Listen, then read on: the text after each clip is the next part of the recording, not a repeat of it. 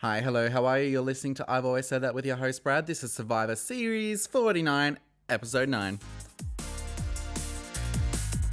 So, last week was a week indeed. We had MC go home after the Twist tribal split. And let's just say there's some repercussions, okay? Let's get straight into it, shall we?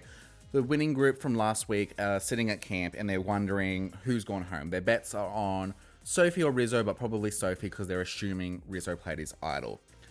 However, when the group comes back, everyone is absolutely shocked to see that MC is gone.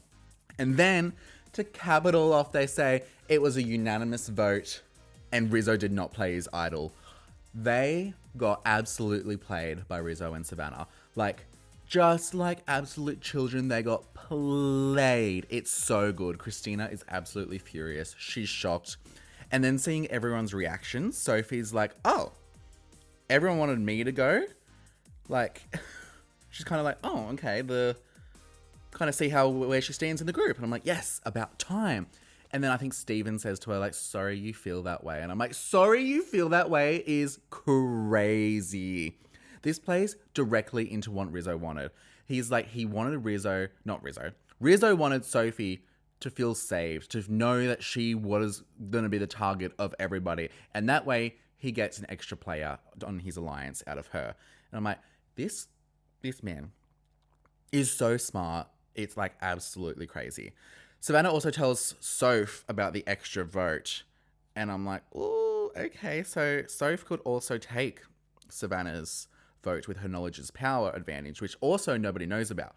But now these three that are on the bottom all have an advantage. Rizzo has his idol, Savannah has the extra vote, and Soph has the knowledge is power, which I really hope she finds out about Christina's idol and then takes her idol, because that would just be simply delectable. These three, gonna run the game. Absolutely gonna run the game. Okay. So it's a new day, and Steven has lost his ally. Him and MC were pretty close. They were each other's sort of number one sort of vibe. Focusing now on Sage and Jawan, the bottoms-up alliance they formed when they voted out Shannon a few episodes ago. Also, still, stupid name. Hate it. But anyway, Steven tells Sage about the idol Christina found to build trust with Sage. He needs a new number one, and the currency in the game of Survivor is information. So telling Sage about Christina's idol, great currency, great use of knowledge. And obviously that forms a bond between them two. Sage is also like, oh, I don't want to tell Jawan about it. One, because he's paranoid, but two, I want to keep this information to myself. And I'm like, smart girl. Sage, at the start of the game, I really didn't think Sage was going to be that game savvy. I mean, it was hard for her because she was obviously on the outs of the Uli tribe at the beginning. But now she's kind of got her footing. I think she's a real contender. Sophie is talking to Soph and Savannah, and I see what's happening. They're kind of just letting Sophie kind of spiral a little bit, and they're just going to let her come to them. And I'm just like, they're playing this so expertly, so well. They're just playing it well. Alex, Sage, and Savannah are talking about the next target sort of thing. And Alex has been playing the middle, playing both sides, and he's now might be the time to draw lines. He tells Rizzo and Sav that they're the threats, and they're like, obviously we know that we're the fucking targets for the other group, duh. But Rizzo sees right through him. Rizzo's got a cheat book in his back pocket. He's just absolutely nailing these people. Rizzo's he wants the lines in the sand to be drawn, but he wants to be in the middle. I can see him going to each and every group, talking and telling each other all the information, and he wants to be the swing vote and the deciding factor. And Rizzo's like, I'm just not going to let that happen. And I love to see it. This actually makes me so happy. It brings me joy. So, challenge time, and we have a reward challenge. And I'm like, oh, okay, how fun. They split up into two groups, and the winning tribe will get fried chicken, French fries, all that good stuff.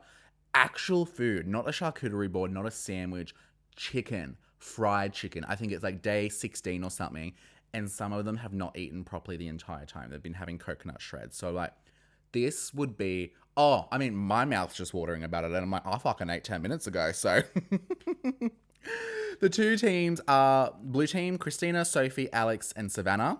Yellow, Rizzo, Sage, Steven, and Jawan. Sophie is the odd man out, so she gets to bet on a team, and she will either lose or win with the team that she bets on. She bets on Rizzo's group, the yellow team. Ultimately, it's like a pretty standard challenge. They got to push a big cube, get some shit down, and then throw some rings on a pole. Fairly simple, but, very physically strenuous. So whoever wins, there's obviously they're going to want that chicken, that protein, you know what I mean? Blue team wins, Alex, Savannah, Sophie, and Christina. And then Christina does something that really annoys me. She volunteers to swap with Jawan so Jawan can eat, because Jawan hasn't had anything to eat like in 16 days. And I'm like, I hate that people are being so nice. Bring back Survivor where people hate each other. Like, that was a great time, and I think we should go back to that. Jawan's like reluctant to agree to take the swap because he wants to earn it. But also, if I was Jawan, I'd be like, yep, done. Give me the food. Give me the chicken. I want the fried chicken. Like, I'm hungry. He ultimately does take the swap, and I'm like, probably Christina's gained some brownie points. But then also everyone else sees it, and they're like, oh, we can see her playing the game. But I think they're all too nice to be like, to put a target on Christina's back for that. They're all like, oh, she's doing the right thing. Well, I'm like, ugh. Hate each other. Oh my god, am I asking for too much? Eating reward, Sophie is mad at Christina. Like, for her reactions and everything. And I don't know why she's surprised. Back on their swap tribe, Christina was thinking about targeting Sophie when it was the two of them. So Sophie's always been on the bottom according to Christina. And Sophie's kind of known about it. So the fact that she's surprised, I think she's just like, can clearly see it now. And I'm like, okay, I'm glad you can clearly see it, but now what are you going to do with the information? Everyone's saying they're open, and of course everyone's lying. They're not fucking open, but because there's a mix of alliances at the reward, no one can talk strategy properly. Jawan is feeling confident that him and Sage are the top dogs, and who would have thought they would see the day? But as soon as you say that, you're not going to be top dogs. And I think it's just very situational. Don't get me wrong, they have definitely played themselves into a good position in the game. However, it was also situational in the fact that they're not anybody's targets. And because of that and how the alliances and all the shifts in the game have worked, they've kind of put themselves in a really good position. And hey, if that's how you get in a good position, that's how you get in a good position. That's just the game. Sage and Christina are chatting, and they say that the target needs to be on Savannah. Like, she needs to go. So they're going to split the vote, 4 on Savannah and then split on Rizzo, to also flush out the idol that they've been trying to flush out for a couple tribals now. Yeah? Yeah. Christina talks to Sophie and says Rizzo to get the idol. So, Christina talks to Soph. Don't get confused. Christina talks to Soph, that's Blue Soph, and says they want to get Rizzo because they need the numbers. But then Soph immediately goes and tells her trio. She wants to stay with her trio now. They fill Savannah and Rizzo in on the split vote plan, and Savannah tells Soph that she actually used to be a news anchor. What? They're talking, and she's like, I just feel like I can really connect with you and be honest about my job. I didn't want to tell anyone that I work in a job where I'm talking to people for a living. You're a news anchor. Who cares? Like, sorry, I get there's like a thing in the past where you're a police officer or a lawyer, like things like that. You're a news anchor. That's great. I'm happy for you, but I don't really care. And at this point in the game, everyone's developed those relationships and knows where everyone stands with each other. What your job isn't really going to affect it at this point. So, whatever. Them two and Sophie and Rizzo, they all get together. And Rizzo wants to target Alex, talking to Sophie and Sage and Jawan, all separately saying, Alex is kind of talking, like he's playing the middleman, maybe we should target him, sort of thing. Again, trying to get this target off him and Savannah. Jawan, being the paranoid guy that he is, questions everything. He's like, oh, I don't know what to do, oh my god. But ultimately, he's still pretty keen on Rizzo and Savannah, noting, I will give him props for that, he's like, no, they are the threats. I can see what they're doing. So, we'll see. Immunity challenge, and it's a pretty simple one. They've got to hold up a plate with their feet against a little beam, so they're kind of like activating that core for as long as you can. But twist, for some reason there's a twist, immunity for the last man and woman standing. Just give out one idol. Why do you have to keep throwing twists in there, like, constantly? Just let the game be the game. 10 minutes in, Rizzo, Christina, and Sage have all dropped, and now everyone is no longer allowed to hold on to the structure that they're sitting on or their legs, so they can't support their legs or their body in any way now. Joanne drops, leading Steven as the winner for the men, and now again it is a showdown for the women between Sophie and Savannah, the same showdown as there was last episode. Sophie drops and Savannah wins again. So now Savannah is actually kind of becoming the challenge beast. This is her second immunity win in a row. And this just excites me because Savannah was a target, and now I'm assuming there'll be a bit of a scramble back at camp. And I love that. I love chaos. Christina and Steven talking to Sophie, saying they're going to vote Rizzo. And I'm like, Sophie isn't working with them. Surely, Sophie, if you work with them after this whole character arc that's happened in this episode, I'm going to be so furious at you. They're like, Soph will be the collateral for winning, and she's going to be the split vote instead of Savannah. And I'm like, well, yeah, we kind of saw that coming. So Christina and Steven's plan is to split on Rizzo and Soph, hoping that Rizzo plays his idol and then Soph will go home and the idol will be flushed. Rizzo feels comfortable that the votes are on Alex, and I'm like, I don't know about that. Yes, he's put in a lot of work, but I'm like, is it convincing enough to get the target off him? Because I'm like, in my mind and what I'm seeing, he's such a big threat and he's so smart. Whether they're actually all seeing all the details that we're seeing, obviously not. But I'm like, it'd be crazy not to go for Rizzo at this point. He's like held onto his idol for 2 tribals now. He hasn't played it. He's in a good position. He's smart. You should really be voting for him.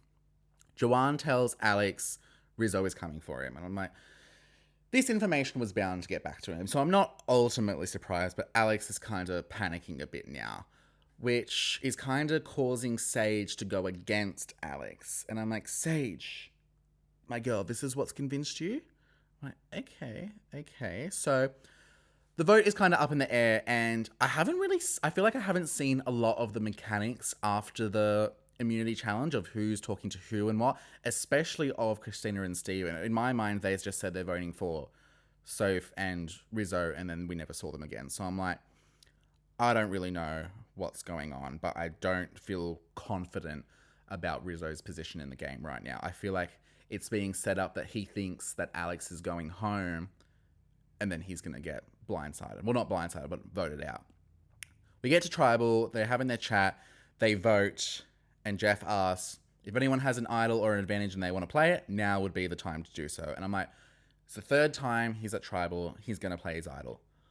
Rizzo holds on to his idol yet again. And I'm like, damn, I feel like he might be in trouble. But I'm wrong because the votes come out. Soph, Rizzo, Alex, Soph, Alex. And I'm like, they did it again.